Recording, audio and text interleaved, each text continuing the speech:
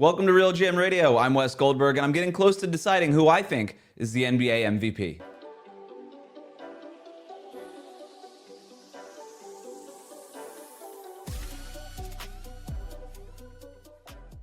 All right, welcome to RealGM Radio. I'm Wes Goldberg. Short little monologue to start off the week here. A lot of people are talking about the MVP race after Sunday's game between the Thunder and the Nuggets, between Shai Gilgeous-Alexander and Nikola Jokic.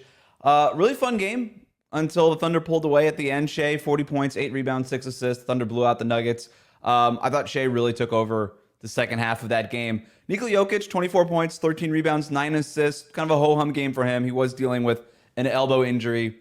Doesn't sound like it's going to be a long-term thing, but he was clearly bothered during that game. Missed 2 free throws at one point, at one trip in the line, and it was just a weird game for Jokic. And even though Shai was good, I don't think he was as sensational as he's been all season long. I thought Shai was certainly better, but here's the thing. I'm not going to overreact to this game. These matchups are a good chance to get a snapshot of the MVP race, but I do think that sometimes the media makes too much out of this stuff. They say, oh, well, Shai got the win, the Thunder got the win, and now I'm going to vote Shai for MVP just because the Thunder got this win.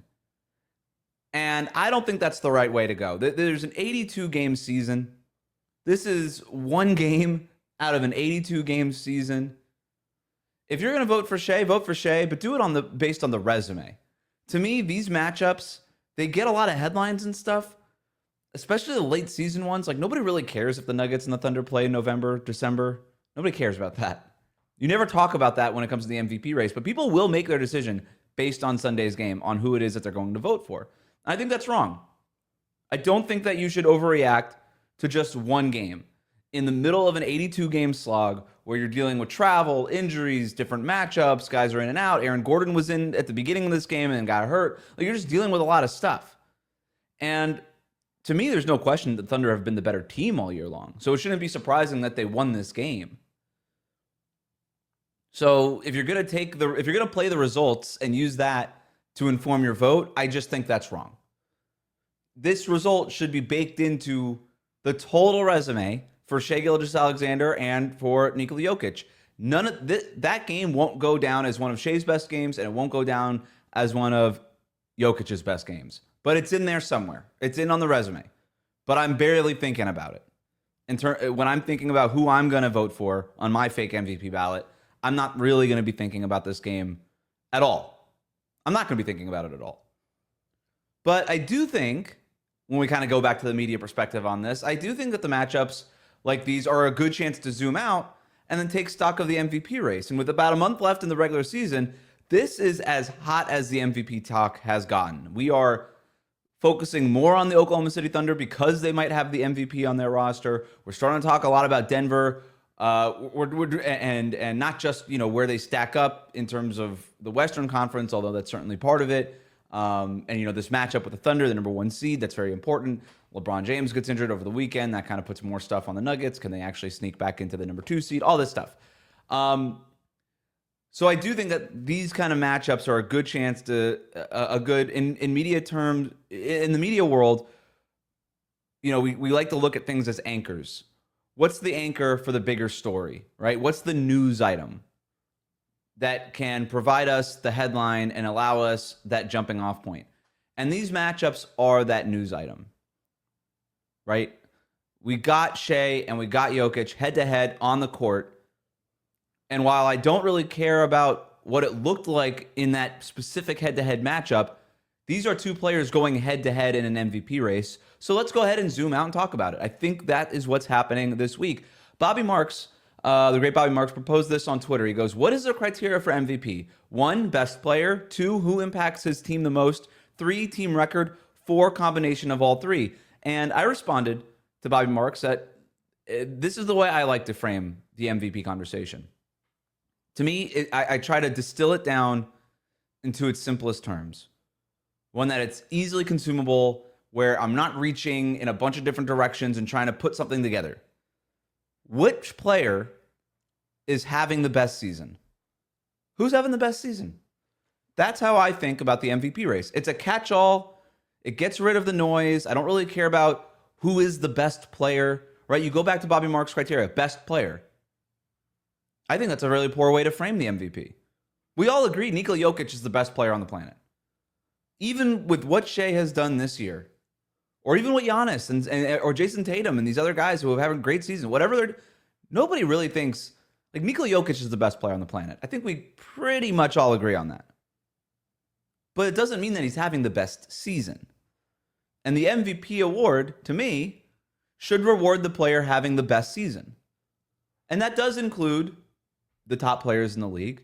It includes who impacts his team the most. It includes I think the team's record should matter.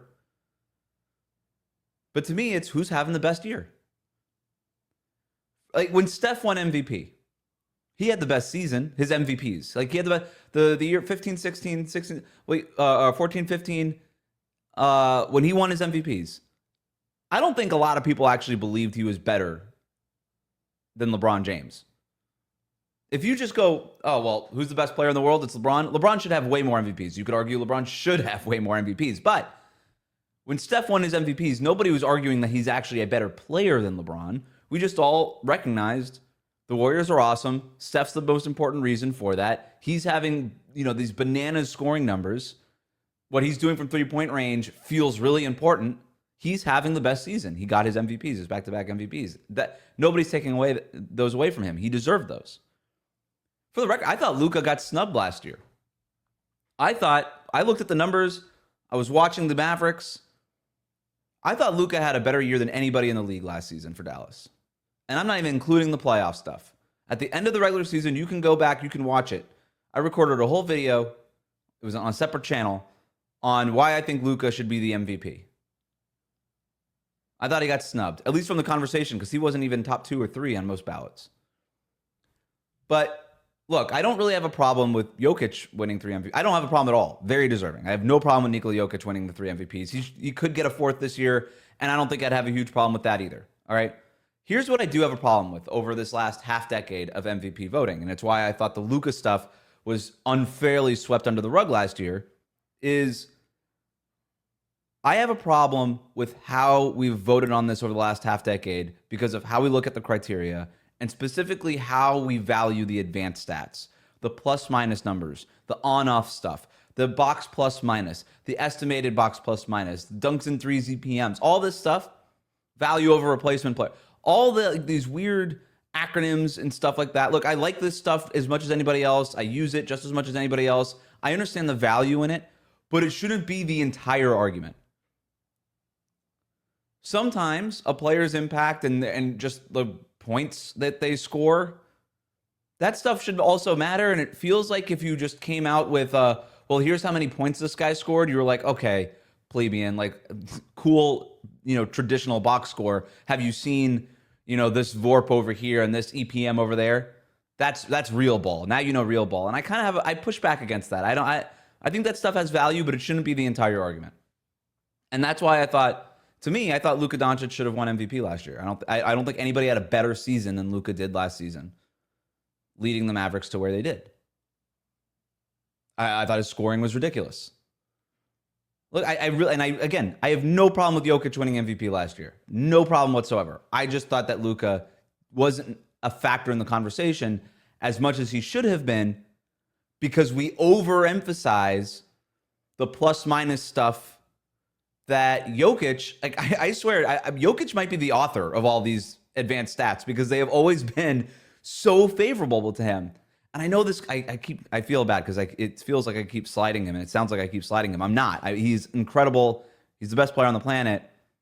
But there's so much noise in these plus-minus numbers that sometimes even with Jokic, we lose sight of, oh my God, this guy is scoring 27 points with 13 assists and 10 rebounds every night.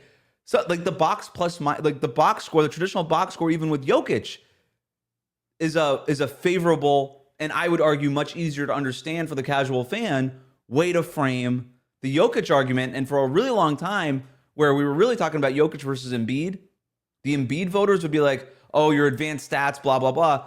I kept pushing the Jokic voters. Bring up the traditional stats because his traditional stats are awesome. And they're so much easier for people to understand and they don't have to roll their eyes at your VORPs and your Schnorps. to use the Zach Lowe terminology. So look, again, no problem with Jokic winning the MVPs, but I hate that we've just distilled this argument down to these advanced metrics. And here's where I come out on it. I think points are still the most important stat in the sport. Points scored. How many points do you put on the board? And this isn't a pro LaMelo argument. Efficiency obviously matters, right? Points over everything. It is the most important stat in the game. At the end of the day, what decides a basketball game is, did you score more points than the other team? And the players who have traditionally scored the most points tend to be the greatest players in the game. Michael Jordan, leading the league in scoring umpteenth times. LeBron James, maybe the GOAT, more points than anybody's ever scored in league history. Points over everything. Points still matter. Now, before I get to the rest of my point here, I am not saying that raw points scored should determine the MVP, but I feel like we've lost sight of points scored. Points per game. Who's leading the league in points per game? That used to be such a huge criteria when we thought about MVP. And it feels like if you even bring that up anymore, you're just like a basic casual. And I don't think that that's fair. Shai Gilgeous-Alexander, number one in the league in points per game. He's averaging 33 points per game. Number one in total points with 2,038. He has scored 2,038 points so far this season. That's more than 300 points than the second place guy. Anthony Edwards, the second place guy, is 325 points behind Shai Gilgeous-Alexander as the time I'm recording this on Monday in the afternoon. Anthony Edwards would have to play an additional 12 games and average his season average in points just to catch up to Shai. The difference between Shai at number one and Anthony Edwards at number two is the difference between the number 2 scorer in the league and the number 14 scorer in the league, Tyrese Maxey. Good player, not even close to this conversation. So when we just take the points part of this, Shai is lapping the field. That matters to me. That should be a part of the argument for me. Winning also matters. Just look at the history of the game. Oklahoma City is on pace to win 68 games this year. That's only been done by 6 teams in league history. The 67 76ers, the 73 Celtics, the 97 Bulls, the 72 Lakers, the 96 Bulls, and the 16 Warriors. 4 of those 6 teams had the MVP. The 1967 76ers had Wilt Chamberlain. The 73 Celtics had Dave Cowens. The 96 Bulls, Michael Jordan. The 16 Warriors, Steph Curry. The only two, the 2 teams that didn't have the MVP, the 97 Bulls, Karl Malone won it that year. I think we can all look back and see that that was a mistake, but Michael Jordan fatigue was a thing, but Jordan should have won the MVP again that year. And then the 72 Lakers, when Kareem Abdul-Jabbar averaged 35, 16, and 5 for Milwaukee, and he was basically, for the kids out there, Victor Wembanyama on steroids back then. That was like his 3rd year in the league, I think. He was insane. So just doing stuff we'd never seen before. So really, if you had an all-time season from Kareem, the one year where maybe you could make the argument that the team that had won 68-plus games maybe shouldn't have had the MVP. And I think you could still have made an argument for those somebody on that 72 Lakers team. But if we go by who's having the best season, going back to the Bobby Marks criteria there, it's obviously Shai. I mean, the Thunder are way in it, far in the wins. They're the top record in the league. They have the best point differential in league history, or one of the best point differentials in league history. All this stuff. So you add the team success, Shai Gilgeous-Alexander's own stats, and all that stuff. I still think it's Shai. And we can even look at the advanced stats. We want to do it. If you're an advanced stats you love the advanced stats, you swear by them, and you're a Jokic guy, and you love Nikola Jokic, and you think Jokic is being unfairly pushed aside in the MVP conversation after this weekend. Okay, let's do the advanced stats part. Dunks and threes estimated plus minus. Shai's better than Jokic by a hair. Shai also has a better raw plus minus. Shai is the first guy since we've really started looking at the plus minus stats and the advanced plus minus metrics and all the things related to it, different versions of it. Shai's really the first guy to rival Jokic in that regard. And the eye test bears all this stuff out, man. It really does. You watch Shai, I can't find an argument that says that Jokic means more to his team than Shai Gilgeous-Alexander at this point. Whereas before, you could always point to these metrics and say, nobody's more important to their team. And isn't that what most valuable player means? And again, it's why I have no problem with Jokic winning the MVPs. But now, this year, we finally have a guy who can go toe-to-toe with him on the most valuable to your team argument. Shai's actually winning those arguments right now, according to the advanced stats. That said, they both have a case. Jokic is top 3 in the league in points, rebounds, and assists. That's an insane stat. That's an insane metric. Again, Jokic, people, use the box score. It helps. People can easily understand it. He's insane. What he's doing is insane.